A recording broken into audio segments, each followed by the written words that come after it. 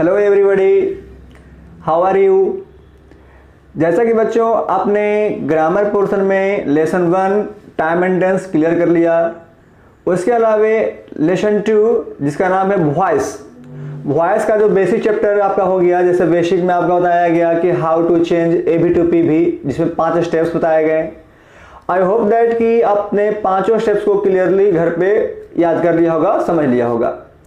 उसके अलावा कल के पिछले क्लास में मैंने आपको how to change AB to PV of present tense के अंतर्गत आने वाले 4 टॉपिक, प्रेजेंट का इंडेफिनिट, कंटिन्यूअस, परफेक्ट और परफेक्ट कंटिन्यूअस, इन चारों का एबी टू पीवी बनाने का सारा प्रोसेस, सारा स्ट्रक्चर एग्जाम्पल के साथ मैंने आपको समझा दिया।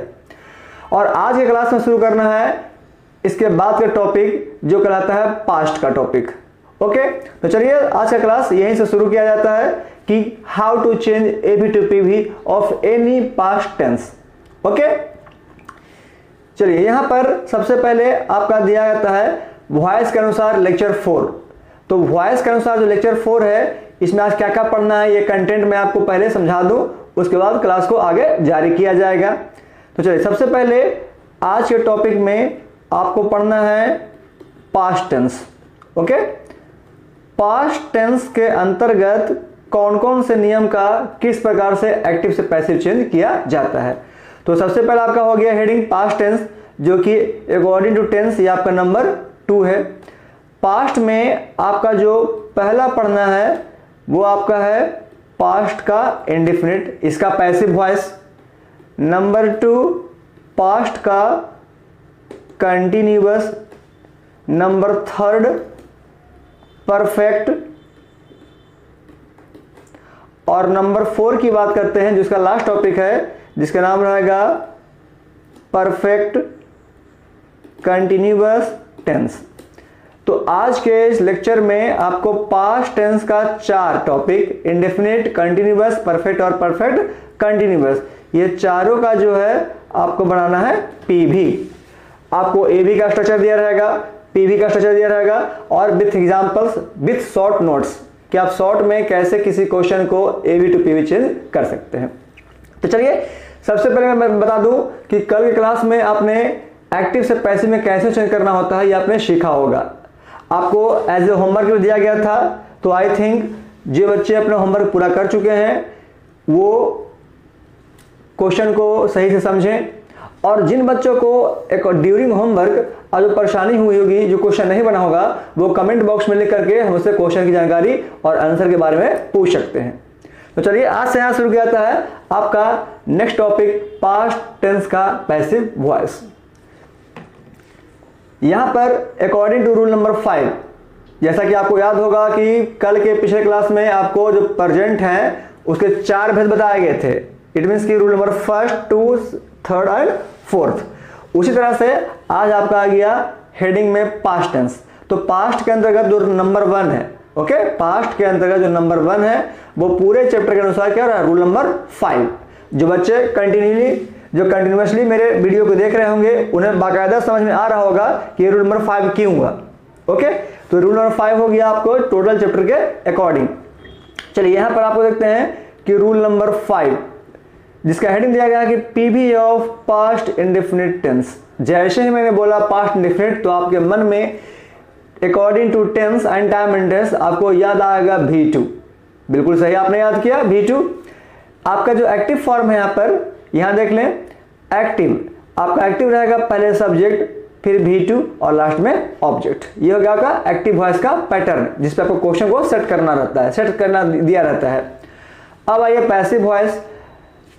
लेकिन आपको याद रखना है कल का पैटर्न कि जो मेन ऑब्जेक्ट होता है वो आगे चलाता है किसके स्थान पर, सब्जेक्ट के स्थान पर, और जो एबी का जो सब्जेक्ट रहता है वो जाता है पीछे किसके स्थान पर, ऑब्जेक्ट के स्थान पर। यानी आपको जो लिखाया था मैंने लेक्चर 1 में कि स्टार्टिंग का जो लेक्चर 2 था, लेक्चर 2, उसमें आपको बताया गया था कि how to change AB to PV. तो एबी से पीवी चेंज करने के लिए आपके पास 5 स्टेप्स लिखाए गए थे।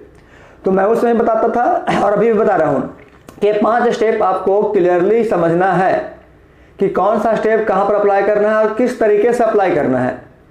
चलिए मैं फिर से रिपीट कर दूं कि वैसा पार्ट किसी भी ऑब्जेक्टिव का किसी भी एक्टिव वॉइस का जो पिछला पार्ट होता है वो हमेशा आगे आता है, लेकिन ध्यान ये देना है कि वो पिछला पार्ट हर हाल में क्वेश्चन का मेन ऑब्जेक्ट होना चाहिए, ना कि अदर वर्ड और कॉम्प्लीमेंट। हो सकता है कि पिछला पार्ट में इन द मॉर्निंग या एक्स्ट्रा वर्ड कुछ भी रह सकता है, तो उस वर्ड को हम आगे नहीं करेंगे, बल्कि जो एक्टिव का मेन ऑब्जेक्ट रहेगा उसी ऑब्जेक्ट को हम सब्जेक्ट के स्थान पर चेंज करेंगे, अन्यथा नहीं करेंगे। ओके, चलिए आगे बढ़ते हैं। यहां देखते हैं कि आपका स्ट्रक्चर क्या हो गया एक्टिव का, कि subject plus V2 plus object. अब करना क्या है, पैसिव में कि जो ऑब्जेक्ट है ये किस स्थान पर आ गया, सब्जेक्ट। V2 के लिए तुम्हारे आपके पास दो ऑप्शन है, या तो बाज या बेयर, कोई एक कर सकते हैं अकॉर्डिंग टू सब्जेक्ट। मैंने पहले बता दिया था कि दिए गए पैसिव वॉइस में ऑलवेज V3 लगता है, तो V2 किस रूप में आ गया आपका जी, V3 के रूप में। प्रीपोजिशन बाई, और जो आपका अगला पार्ट सब्जेक्ट है वो पीछे आगे किस रूप में आ गया, ऑब्जेक्ट के रूप में।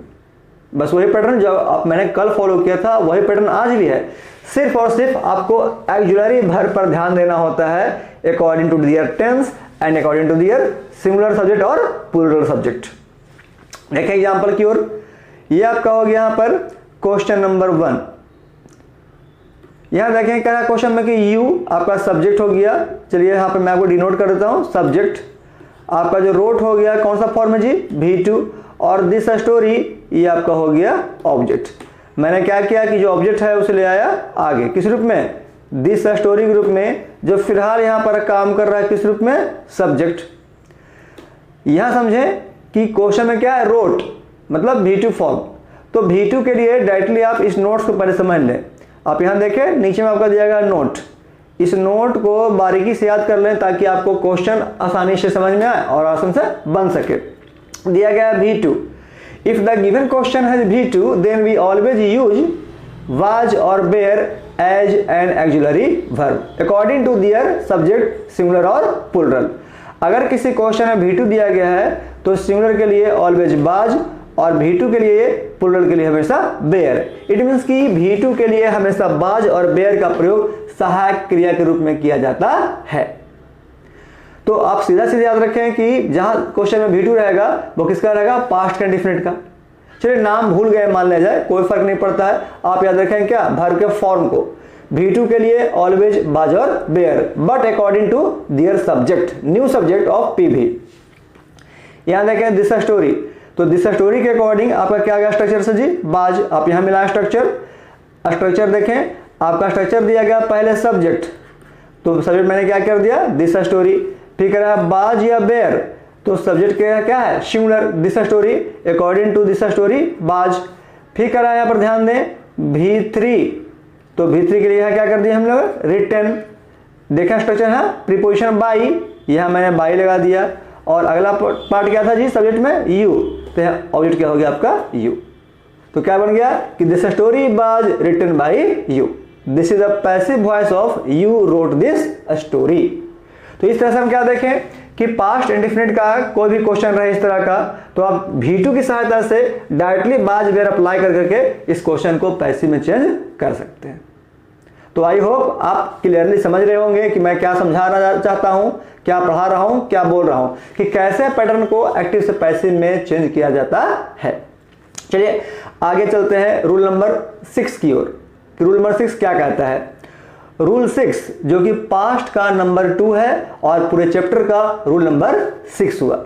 ओके, रूल नंबर 6 जिसमें आपका हेडिंग दिया गया है कि passive voice of past continuous tense. Okay, passive voice of past continuous tense. तो पास्ट कंटिन्यूअस को समझने के लिए बेहतर विकल्प आपके पास है, बेहतर ऑप्शन है कि आप पास्ट इंडेफिनिट को फॉलो करें। पास्ट इंडेफिनिट नहीं, आपको प्रेजेंट कंटिन्यूअस को फॉलो करना होगा। जिस तरह से आपने पास्ट इंडेफिनिट को फॉलो किया किसके अनुसार, प्रेजेंट इंडेफिनिट के अनुसार, same to same we should use the rules of past perfect past continuous according to present continuous. कल के चैप्टर में मैंने आपको बताया था कि if the given question has ing form then we always change into being, BEING। बाकी जो सहायक क्रिया है आपको सेम टू सेम अप्लाई करना होता है, जैसे कि कल आपने किया प्रेजेंट कंटिन्यूअस में EJMR, आज क्या है जी, पास्ट कंटिन्यूअस, तो क्या अप्लाई करना है, बाज और बेयर विथ बीइंग, बिकॉज की बाज बेयर के साथ यह क्वेश्चन में पहले से ही बिफोर दिया रहेगा। ओके, देखें यहां पर पास्ट कंटिन्यूअस का आपका क्या होता है स्ट्रक्चर। पहले एक्टिव का देख लें स्ट्रक्चर। पहले subject, according to subject we use was और were. After was were we always use V four form, है ना, V four form in the active voice. After then object. अब क्या करना है कि आपका जो ऑब्जेक्ट था सेम वही प्रोसेस रखना है जी, कि इस ऑब्जेक्ट को कहां लेके जाना है, सब्जेक्ट के रूप में। According to the new subject, okay, according to the new subject we use was और बेयर। ठीक है, अब आ जाइए यहां पर देख रहे हैं बिफोर। कल मैंने बताया था कि अगर किसी क्वेश्चन में क्या रहता है, आईएनजी, तो इस आईएनजी फॉर्म को पलटना होता है किसमें, बीइंग में। उसी फॉर्म से यहां पर जो बिफोर है किस रूप में आ गया, आपका बीइंग के रूप में। बचा क्या, V1, तो किसमें पलट दिया जी, V3 में, प्रीपोजिशन बाई, और जो शुरू का सब्जेक्ट था, एक्टिव का सब्जेक्ट, वो कहां चला गया, पैसिव का ऑब्जेक्ट। जैसे यहां क्वेश्चन थोड़ा देख लें, एग्जाम्पल से समझ में आ जाएगा। हालांकि आपको यहां पर फिलहाल एक एग्जाम्पल दिया गया है, लेकिन एज ए होमवर्क कल आपको बहुत सारे क्वेश्चन दिए गए थे एक्सरसाइज 55 का। तो जिन बच्चों ने प्रैक्टिस किया होगा वो खुद एक एनर्जी महसूस कर रहे होंगे कि हाँ, जो सर ने बताया ट्रिक या सर का बताया गया स्ट्रक्चर है वो रियली में क्या करता है कि क्वेश्चन पे वर्क करता है। तो आप प्रैक्टिस करें, आपको बेहतर विकल्प मिलेगा। हाँ, ड्यूरिंग प्रैक्टिस जो प्रॉब्लम होता है आप मुझे कमेंट कर सकते हैं, कॉल कर सकते हैं, आपका सारा सॉल्यूशन का उपाय किया जाएगा। लेकिन बिना प्रैक्टिस के आप कुछ नहीं कर सकते हो, इसलिए आपको प्रैक्टिस करना ही होगा। आइए क्वेश्चन देख लें यहाँ पर एग्जाम्पल ग्रुप में पास्ट कंटिन्यूअस का। ये आपका हो गया question, I was, according to I be always use was in the past continuous tense. Was के साथ ऑलवेज क्या होता है जी, बिफोर, इट मींस हेल्पिंग और देम। यहां क्या देखें कि देम जो ऑब्जेक्ट है ये आगे आ गया किस रूप में, सब्जेक्ट के रूप में। जैसा कि आपका पीवी का स्ट्रक्चर आप ऊपर देख रहे हैं कि पहले क्या डाला है, सब्जेक्ट। तो अकॉर्डिंग टू स्ट्रक्चर सब्जेक्ट के बदले क्या आ गया आपका, दे। अब देखें स्ट्रक्चर में आपका कि सब्जेक्ट के बाद क्या है, बाज और बेयर। तो वी कैन अप्लाई बाज और were according to the new subject, okay, new subject of PV. PV के नए सब्जेक्ट के अनुसार हम यहां पर बाज या बेयर में से किसी एक का प्रयोग कर सकते हैं। बट देखना यह होगा कि the given new subject is related to singular और प्लूरल। तो यहां देख रहे हैं कि आपका जो सब्जेक्ट है दे वो प्लूरल है, तो according to plural we only use were, WERE। अब देख रहे हैं कि क्वेश्चन में हेल्पिंग है, यहां किस रूप में, यहां आपका दिया गया है ING के फॉर्म के रूप में। तो इस ING किस में चेंज कर दिया जी, बीइंग में। बचा क्या, हेल्प। तो हेल्प को किस रूप में लाना है, यहां पर आपको ED लगा के क्या बना दिया गया, यहां बना दिया गया V3 प्लस बाई, और अगला पार्ट क्या है, सब्जेक्ट, तो हो गया आपका ऑब्जेक्ट। तो इस तरह से क्या देखते हैं कि प्रत्येक पैटर्न में सिर्फ और सिर्फ आपको ऑक्सिलरी वर्ब चेंज करना होता है। जैसे देखिए अब कल से लेकर अब तक का, ओके, कल से अब तक का आपका 6 रूल पढ़ाया गया, जिसमें से रूल नंबर 4 नो चेंज होता है। लेकिन रूल नंबर 1, 2, 3, 5, 6 की बात करते हैं तो सब में एक पैटर्न है, सब में सेम पैटर्न है कि जो मेन ऑब्जेक्ट है पीछे से वो आगे आ गया, जो अगला मेन सब्जेक्ट है वो पीछे चला गया। लेकिन बीच में जो चेंजिंग आ रहा है, जैसे बाई फिक्स है, V3 ये भी फिक्स है। आप क्या देख रहे होंगे, आप देखें कल से अब तक का सारे रूल्स में कि सिर्फ और सिर्फ आपका ऑक्सिलरी वर्ब चेंज हुआ है। इट मींस कि according to the tense we can use only auxiliary verb according to their subject and tense. इस टेंस को समझना है नोट्स में, यानी शॉर्ट ट्रिक में कि चलिए भाई मान लीजिए कि मैंने एग्जाम में या प्रैक्टिस करते समय या कोई पूछ दे तो आप चलिए पास्ट कंटिन्यूअस का स्ट्रक्चर पहचानने में असमर्थ हैं, you are unable to identify कि this question is given in past continuous tense, then we use apply my notes according to the short trick। यहां देखें आपका शॉर्ट ट्रिक में यहां पर दिया गया है कि क्वेश्चन में अगर आपको दिया गया है बाज, ओके, तो बाज दिया गया है तो बाज को आपको चेंज करना है बाज प्लस बीइंग में। अगर दिया गया है वेयर तो वेयर किस में चेंज होगा जी, वेयर प्लस बीइंग में। बट यहां पर ध्यान देना होगा कि कोई जरूरी नहीं है कि बाज बाज बीइंग में हो और बेयर बेयर बीइंग में हो। ये एक रूल हुआ कि बाज पलटता है बाज बीइंग में और बेयर पलटता है बेयर बीइंग में, बट आपको हमेशा याद रखना होगा नए सब्जेक्ट के अनुसार। चलिए जैसे मान लिया आप यहां समझे, यहां क्वेश्चन देखें, अभी आप देख रहे हैं कि यहाँ पर क्वेश्चन में क्या है जी, बाज। तो यहाँ मैंने नोट क्या लिखा कि बाज चेंज होता है बाज प्लस बीइंग में, लेकिन क्या मैंने ऐसा आंसर में लिखा? नहीं। क्यों? क्योंकि क्वेश्चन का सब्जेक्ट था आई, तो according to I we use was, but answer में देखे आपका जो पी भी बन रहा है पैसिव वॉइस फॉर्म, यह नया सब्जेक्ट क्या बन गया? दे। तो according to they we always use were, it means were plus being. तो आपको हर हाल में सहायक क्रिया का सिंगुलर होना या प्लूरल होना वो उसके सब्जेक्ट पर डिपेंड करता है। तो आपको न्यू सब्जेक्ट जो बनता है पीवी का, उस पर विशेष ध्यान देना होगा, ताकि आपको ऑक्सिलरी वर्ब फिलअप करने में, उसको लगाने में कहीं परेशानी ना हो। ओके, तो इस तरह से आपका रूल नंबर 6 भी हो गया फिनिश। चलिए आगे बढ़ते हैं रूल नंबर 7 की ओर, जिसका नाम दिया गया है passive voice of past perfect tense. जिस तरह से प्रेजेंट इंडेफिनिट का सेम टू सेम बनता है पास्ट इंडेफिनिट, प्रेजेंट कंटिन्यूअस के अनुसार पास्ट कंटिन्यूअस, उसी तरह से प्रेजेंट परफेक्ट के अनुसार क्या बनता है? पास्ट का परफेक्ट। अंतर क्या आया बच्चों?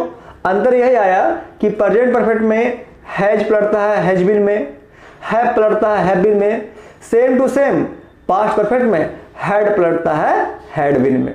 ओके, तो आपका 3 क्वेश्चन आराम से बन सकता है, जिस क्वेश्चन में if the given question has, have और had, then be also change into has been, have been और हैड बीन। क्लियरली?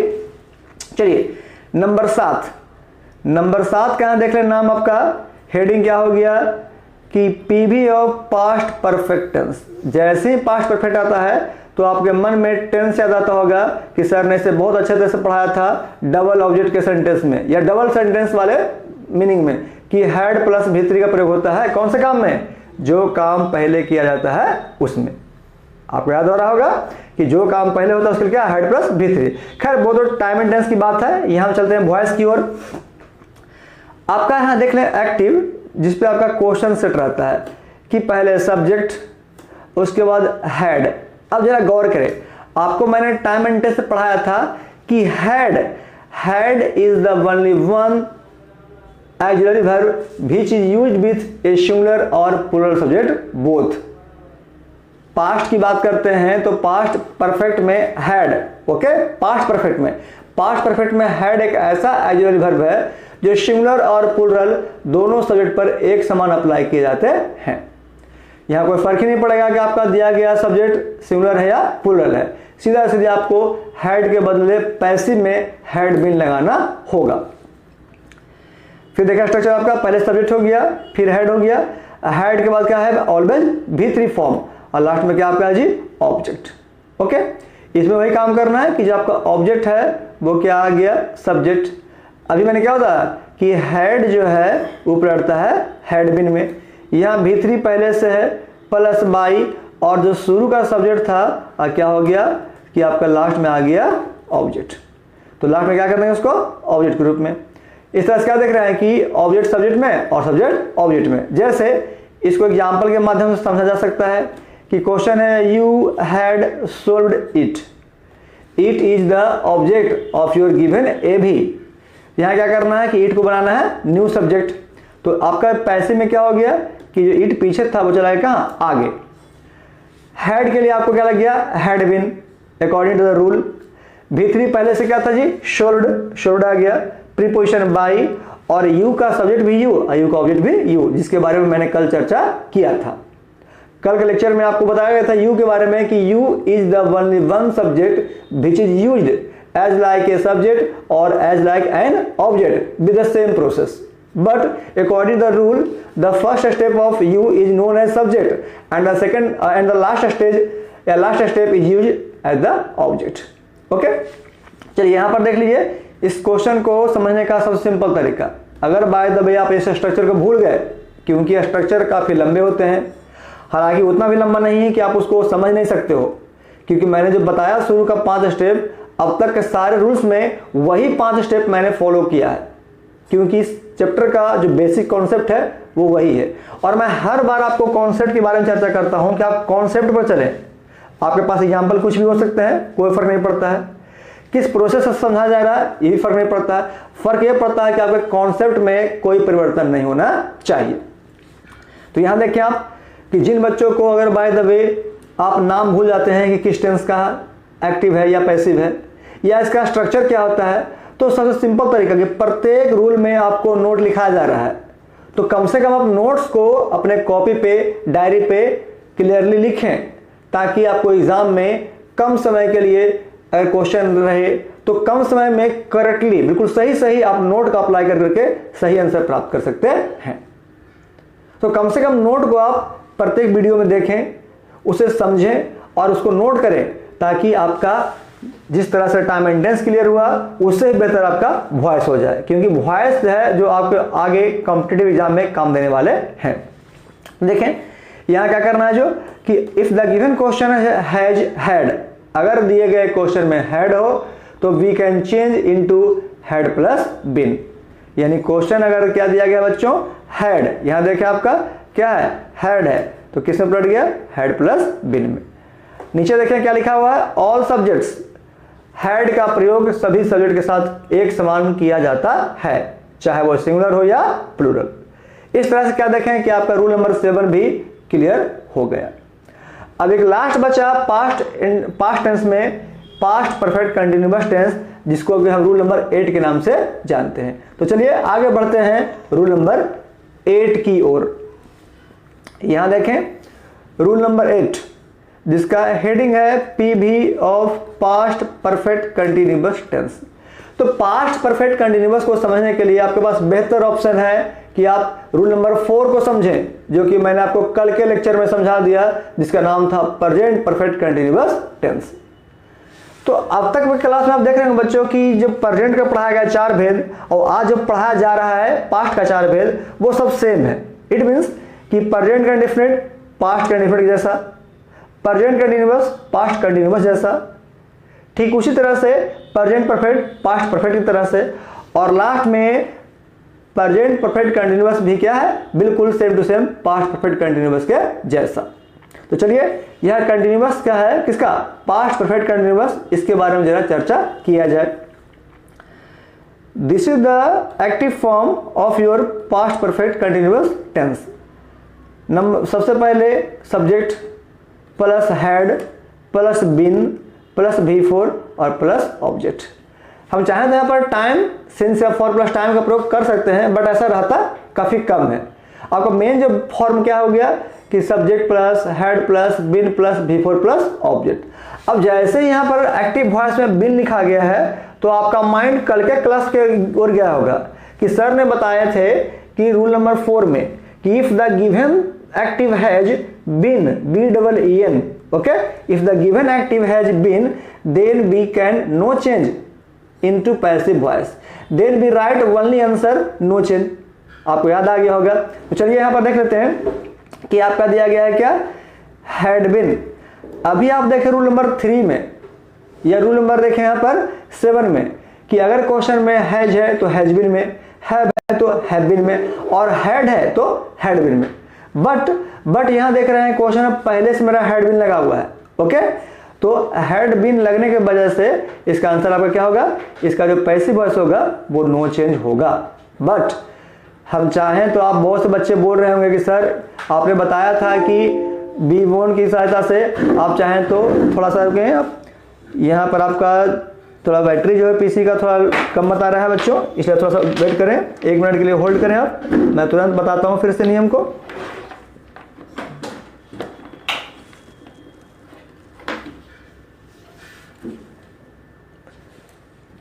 चलिए ठीक है, फिर से हम वापस आते हैं उसी ट्रैक पे। हाँ यहाँ कह रहा है कि subject plus had plus been plus V4 plus object, answer क्या लिखेंगे, नो चेंज, क्लियरली। बट कुछ बच्चों के माइंड में ये आ रहा होगा कि अभी आप बताएं पास्ट के कंटिन्यूअस में कि if the given question has V4 form या ING form then we change into being.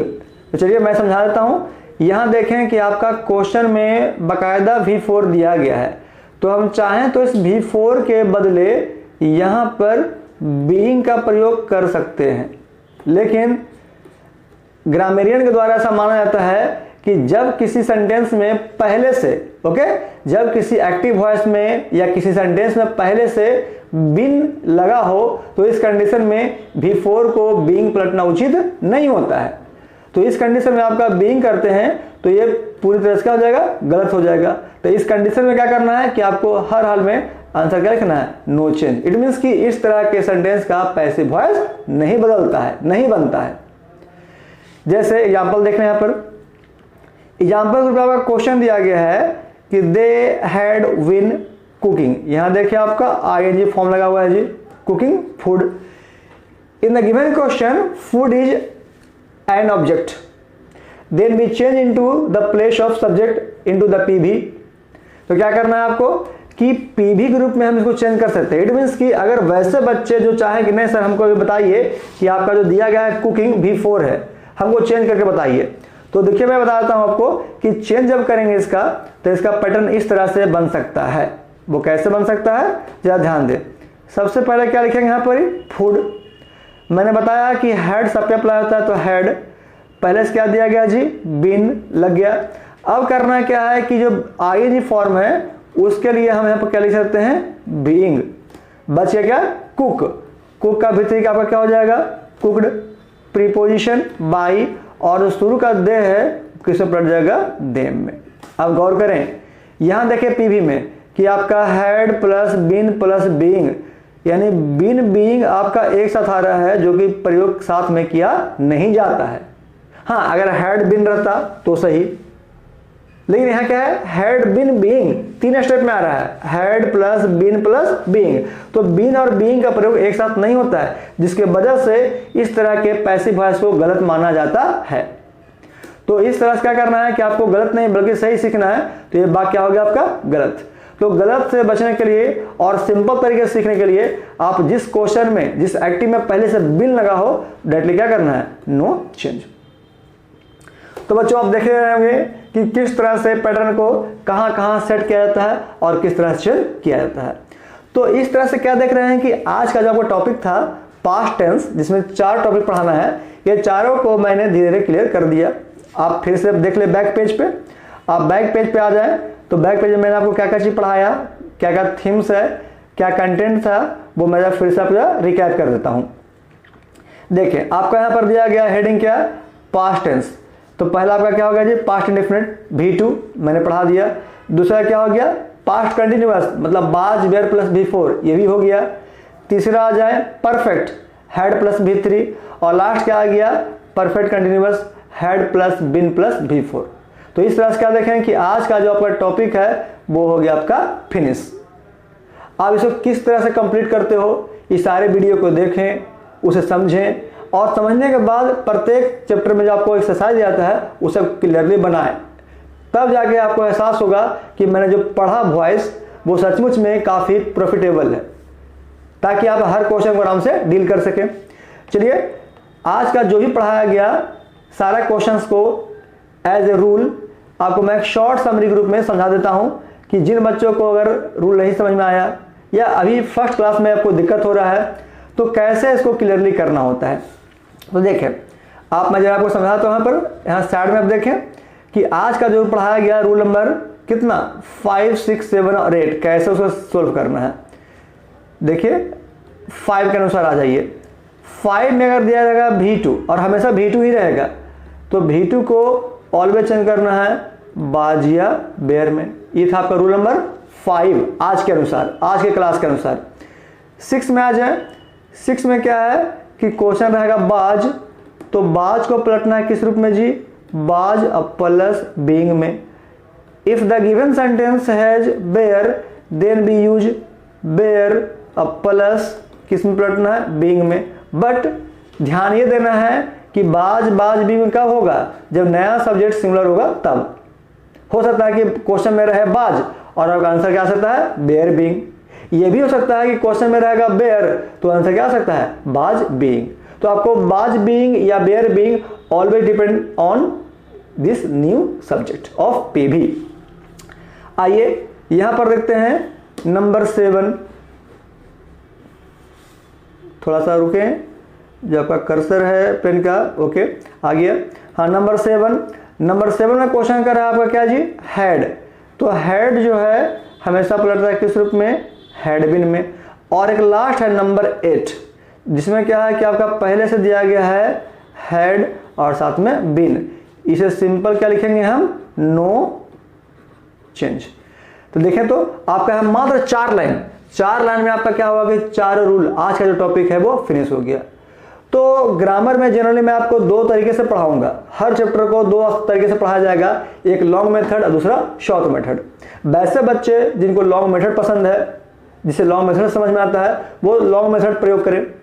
लेकिन वैसे बच्चे जिनको शॉर्ट मेथड पसंद है, शॉर्ट ट्रिक पसंद है, वो यहाँ पर मैंने आपको जो स्क्रीन में शो किया लास्ट कोने में राइट साइड टॉप कॉर्नर पे, वो रूल को फॉलो करें, क्योंकि वो क्या है, एक शॉर्ट ट्रिक है। आप शॉर्ट फॉलो करें या लॉन्ग फॉलो करें, आपका आंसर सेम आएगा, बट सिर्फ समझने का फेर है, समझने का अंतर है। आप जो अच्छा लगे आप उसको फॉलो कर सकते हैं। जैसे मैंने आपको 10th में पढ़ाया था कि कैसे आपको क्वेश्चन को पहचानना है बाय मेथड और बाय शॉर्ट ट्रिक, ठीक उसी तरह से यहाँ पर रूल नंबर 5, 6, 7 और 8 को लॉन्ग तरीके से स्ट्रक्चर वाइज एग्जाम्पल के साथ और शॉर्ट तरीके से आपको बता दिया गया है। तो चलिए बच्चों, आज का तो क्लास बस इतना ही। आपका जो टेंस का था, पास्ट टेंस, वो फिनिश हो गया। कल के टॉपिक में क्या पढ़ाना है जरा मैं इसको कंटेंट बता दूं, ताकि बच्चे एनर्जेटिक हों और कल के क्लास के लिए तैयारी कर ले, कि वो टेंस बहुत जरूरी होता है। कल के लेक्चर 5 में, according to lecture 5 of this chapter voice, कल पढ़ना होगा आपको पास्ट टेंस, सॉरी पास्ट नहीं फ्यूचर, मैंने पास्ट आज पढ़ा दिया, फ्यूचर टेंस। तो फ्यूचर में क्या क्या चीजें स्ट्रक्चर होते हैं, एक्टिव का स्ट्रक्चर, पैसिव का स्ट्रक्चर, एक्टिव का सारा एग्जांपल्स और नोट्स, जैसे मैंने आज बताया आज के क्लास में कि कैसे नोट के माध्यम से भी हम चाहें तो प्रत्येक चैप्टर को इजीली तरीके से समझ सकते हैं। ओके, तो कल के वीडियो के साथ फिर बने रहें। फिलहाल आज का आपका वीडियो है पास्ट का। चलिए आज को मैं कुछ होमवर्क दे देता हूं, आप घर पे से क्लियर करेंगे। जो बच्चे होमवर्क में इंटरेस्टेड हैं उन बच्चों को लिए मैं बता दूं कि आपको यहाँ करना क्या है। आपके पास ऑक्सफोर्ड ग्रामर का बुक होगा, जिसको बोलते हैं क्या, Oxford current English grammar. Okay, Oxford current English grammar, ये हो गया आपका बुक का नाम। जिस बच्चों के पास ये किताब नहीं है वो किसी और बुक से भी अपना होमवर्क प्रैक्टिस कर सकते हैं, बिकॉज कि all books are same with according to their rules. Book में क्वेश्चन अलग अलग हो सकते हैं, बुक के राइटर अलग हो सकते हैं, लेकिन जो कॉन्सेप्ट है वॉइस का, पास्ट टेंस का वॉइस का, वो सारा कॉन्सेप्ट क्या है, सेम चलता है, चाहे वो किसी बुक से आप बनाए, कोई फर्क नहीं पड़ता है। लेकिन स्टार्टिंग में आपके लिए प्रैक्टिस करना है तो घर पे आपके पास Oxford current English grammar available होगा। तो ऑक्सफोर्ड इंग्लिश ग्रामर का जो बुक है उसका आप निकालेंगे पेज नंबर 245, 245। आपका जो एक्सरसाइज है वो आपको आ जाएगा एक्सरसाइज नंबर 57। ये आप क्या करेंगे, इसको बाकायदा बना लेंगे। इसमें सारा क्वेश्चन सिर्फ और सिर्फ पास्ट का दिया गया है जो आज मैंने आपको पढ़ाया। जैसे पिछले क्लास में आपको दिया गया था एक्सरसाइज 55 जो सिर्फ किसका था, प्रेजेंट टेंस का। ठीक उसी तरह से पेज नंबर 245 एक्सरसाइज 57 जो कि आपका किससे बनेगा, पास्ट टेंस के सारे रूल से जो आज आपको पढ़ाए गए। मीन्स कि रूल नंबर 5, 6, 7 और 8। तो जनरली 8 तो चेंज होता नहीं है, तो कम से कम 5, 6 और 7 पर डिपेंडेंट सारे क्वेश्चन मिलेंगे। किसमें, एक्सरसाइज 57 में। ओके, तो चलिए बच्चों आज का क्लास बस इतना ही। कल के क्लास में फ्यूचर टेंस के साथ फिर से हम मिलते हैं वॉइस के नए रूप में, नए शॉर्ट ट्रिक में। जब तक के लिए आप मेरे चैनल से बने रहें, इसे लाइक करें, सब्सक्राइब करें और प्रत्येक वीडियो को पूरा अंत तक देखें, ताकि हर वीडियो में कुछ शॉर्ट ट्रिक होता है ना, एक शॉर्ट ट्रिक आपको हर वीडियो के लास्ट में बताया जाएगा। इसी कारण पर हर वीडियो के लास्ट तक बने रहें ताकि आपको शॉर्ट ट्रिक पढ़ने का मौका मिल सके। तब तक के लिए गुड बाय एंड जय हिंद। That's of all.